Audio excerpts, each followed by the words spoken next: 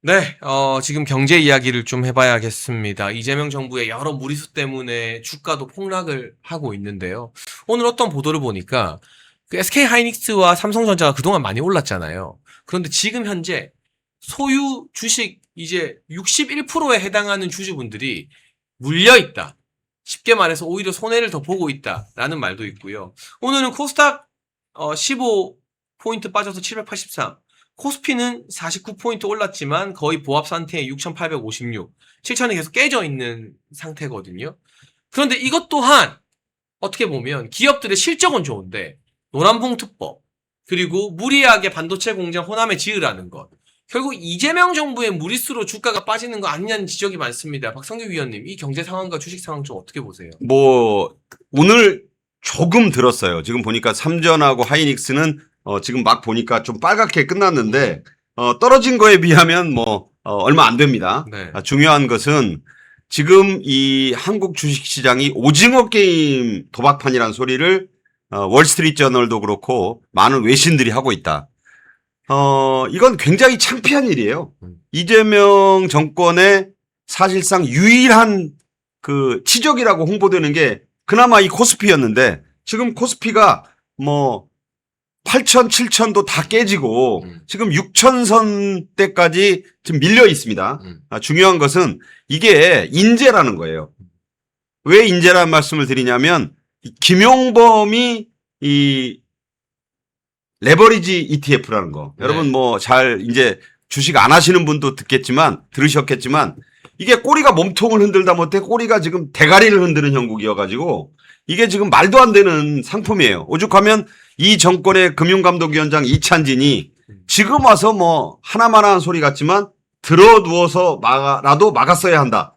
이런 소리를 하면서 그럼 진즉 막지. 네. 그게 이 김용범이 지난 1월 달에 자기가 금융위원회에다 검토해보라고 지시해서 5달 만에 뚝딱 만든 게 그 레버리지 ETF예요. 네.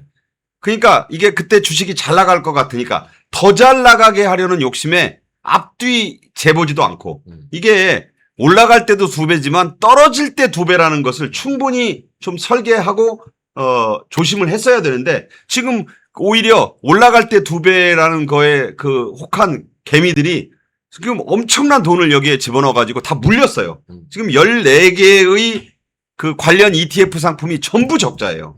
지금 아마 개미들의 그 피가 지금 낭자하다. 저는 그렇게 보고 있는데 지금 앞으로도 이게 두고두고 문제가 될 거예요. 근데 지금 김용범이 그렇게 자기가 밀어붙여서 이 레버리지 ETF 해놓고 SNS 질에 가깝게 그 툭하면 했는데 지금 이 부분에 조용합니다.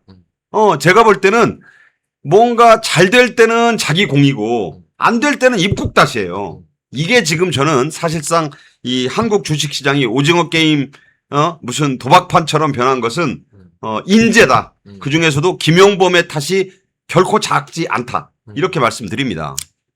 몇 가지 말씀드리겠습니다.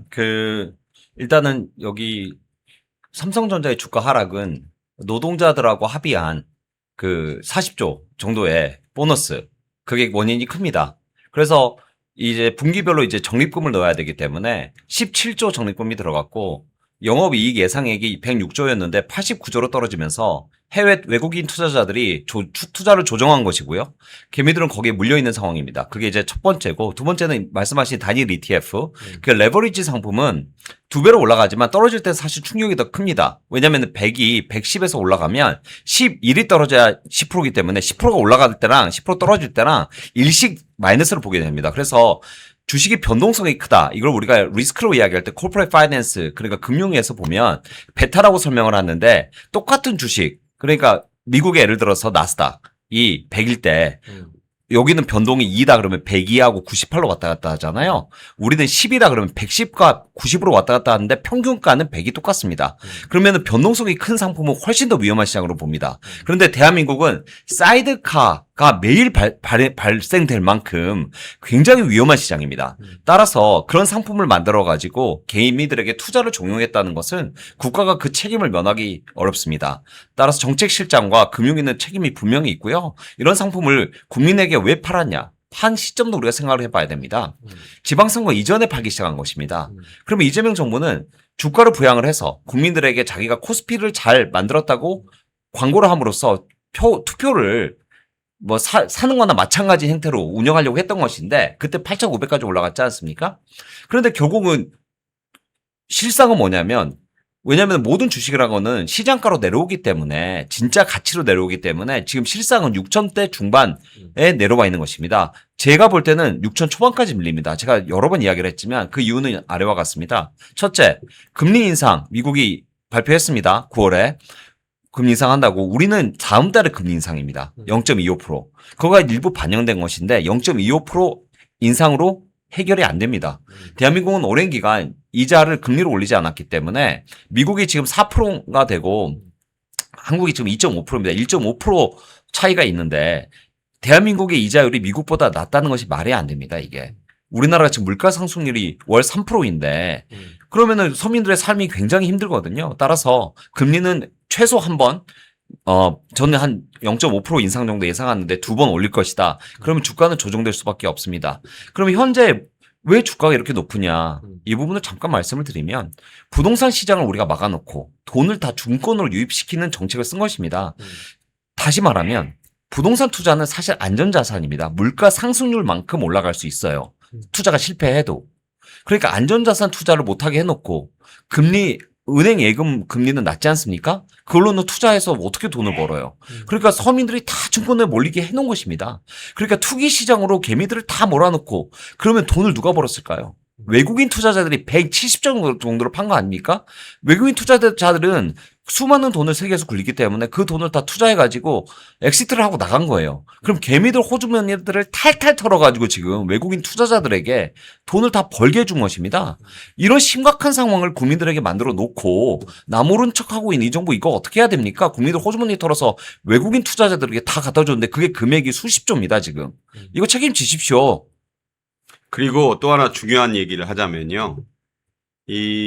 지금 외국인들이 탈탈 털어가지고 이익 실현을 하고 나간 것은 이게 가장 중요한 팩트가 되겠고, 이 연기금, 그러니까 이재명 정권을 떠받친 연금 관리공단도 그렇고, 여기서도 이번에 최근 며칠간의 주가 폭락기에, 마치 홍수에 폐수 방류하듯이 리밸런싱 물량을 엄청 쏟아냈어요. 네. 그러니까 이게 이번에는 개미들만 당한 거예요. 외국인은 원래 팔던 포지션인데 그나마 이거를 좀 잡아주던 게 기관인데 이번에 요 며칠은 기관이 몇 조씩 했다 팔았어요. 그러니까 개미가 버틸 수가 없어요. 그렇다면 그 개미가 주로 B2도 하고 신용 융자 끌어서 투자한 젊은 세대가 많은데 엄청나게 이번에 당한 거예요. 그렇죠. 어찌 보면 지금 국민연금이 아주 8천 한때 9천 이렇게 코스피 올라가면서 국민연금의 기금이 풍부해져 가지고 이 지금 끝나는 고갈 시점을 늦췄다고 이재명 정권이 얼마나 자랑했습니까? 이번에 다 까먹었어요. 이번에 떨어져 가지고 그리고 또 국민연금이 알게 모르게 이걸 지금 하루에 몇 조씩 지금 물건을 내던지는 바람에 거기에 수많은 개미들이 지금 밟혔다. 이런 점을 볼 때 지금 굉장히 이 주식시장에서 결국 개미들만 또 바보 된 거 아니야. 이런 소리가 지금 원성이 자자하다. 그런 말씀을 드립니다. 조금 추가로 이제 말씀을 드리자면 국민연금의 리밸런싱은 14% 룰에서 20%로 자기들이 인위적으로 올려놓지 않았습니까? 그런데 이제 국민연금들을 제가 이제 대리해 본 적이 있어가지고 APG나 이런 데를 보면 글로벌 투자 포트폴리오에서 다양한 종목들과 다양한 상품들로 구성을 해야 됩니다. 그런데 국내 주식에 20%를 투자한다는 것은 과도한 비율로 투자를 했고요. 리스크 밸런스에서 무너졌다. 포트폴리오 전략에서 실패했다 이렇게 보여집니다. 따라서 근데 그것뿐만이 아니고 그 20% 룰도 비껴나서 지금 30% 있는 수준입니다, 사실. 그래가지고 이게 조정이 돼야 되는데 일부 매각한 게 맞는 것 같고요. 지금 26% 정도 내려와 있는데 제가 볼 때는 이게 주가가 좀 더 빠지면 20% 선으로 내려오겠지만 이미 20% 자체가 과도하게 국내 시장의 주가 시장에 리스크로 노출되어 있다. 그것은 이재명 정부가 주가를 부양하기 위해서 온 노력을 다해가지고 국민의 호주머니를 지금 외국인 투자자들에게 다 주고 있다라고 말씀을 일단 드리겠습니다. 그리고 두 번째로 간단하게 제가 좀 추가해 드리고 싶은 말이 뭐냐면 이 삼성전자 노조가 조합원의 84%가 호남 반도체에 이전에 반대한다 이런 기사를 냈던데 저는 이게 심각한 문제라고 생각합니다.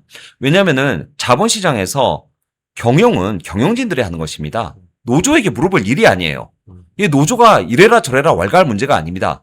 제가 이 대한민국에 와서 저 변호사를 일하면서 심각하게 본 것들이 뭐냐면 일부 회사들은 노조하고 인사권에 대해서 협의를 합니다. 내가 이 사람 광고 부장 시켜도 돼? 그리고 사장이 그거를 왜 물어봅니까?